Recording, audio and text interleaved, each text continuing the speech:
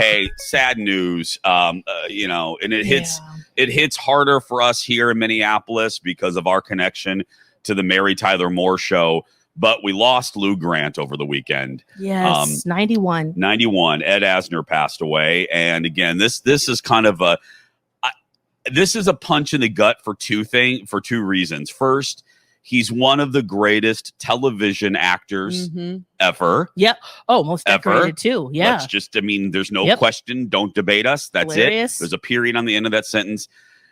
He created one of the best characters, one of the most in Mr. Grant.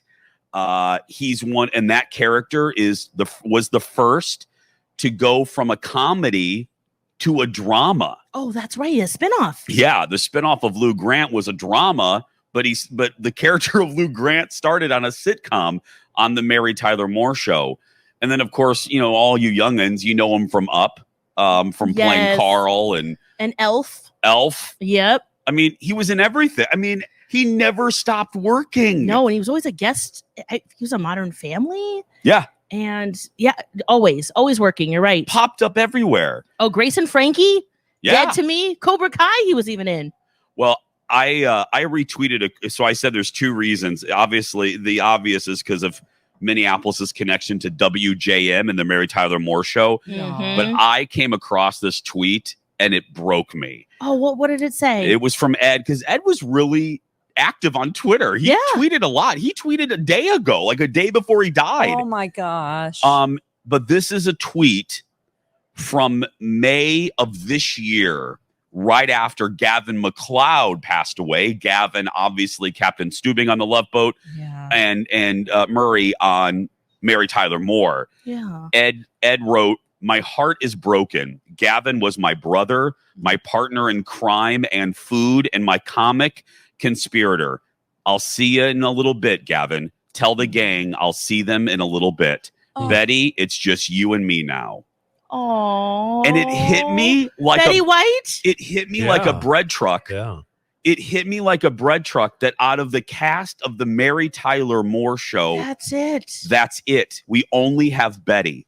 Yeah, wow. I just did inventory. Mary gone, Murray gone, Rhoda gone, Ted Knight gone. What about Georgia? Georgia gone. Yeah. She's gone. Yeah. So now it's just Bets. It's my gosh. We're going to have a national holiday for Betty White. Oh, yeah. I I mean, we'll have to shut down myTalk or something, because that's going to be. Did you ever meet Ed Asner, Jason? I did. I did meet Ed in 2003. She did an event at the Guthrie. It was funny. I interviewed two sitcom legends within the same week. B. Arthur, the real B. Arthur, did a one-woman show at the Guthrie before her death. And then Ed Asner was doing something. My memory is not what it used to be. And I interviewed them almost back to back. And I remember at the time thinking, wow, Jace, you're interviewing. That's so cool. You're interviewing Maude and Lou Grant. I mean, legends. That's it as a nerd TV kid. Oh, my goodness. What was your impression of him? He was great. He was what you'd think? Oh, you know what? Dirty old man. Yeah. And I loved it. Okay. Dirty old man.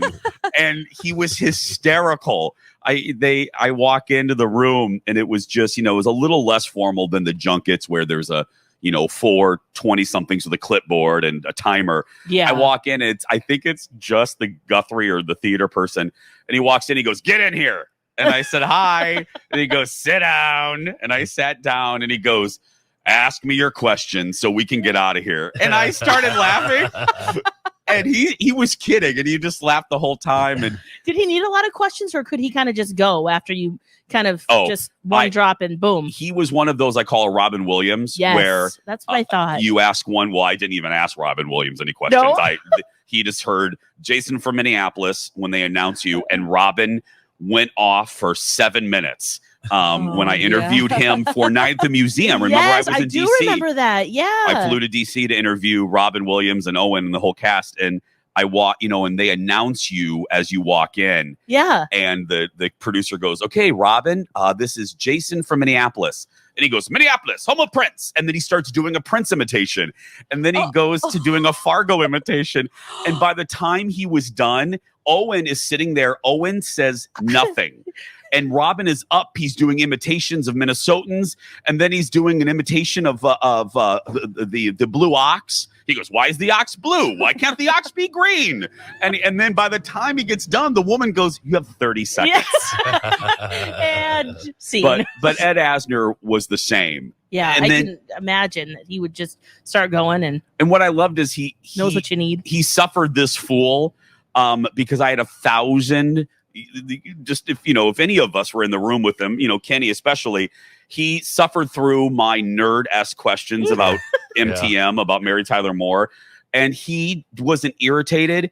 He had such gratitude for that show, and we love that. Yes, when actors are appreciative for the roles that made them.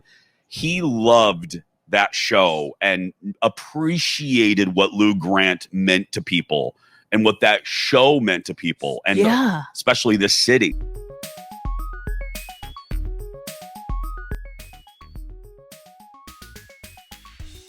Hey girl, hey, thanks for watching our video. If you like and subscribe, I'll crochet you some granny panties.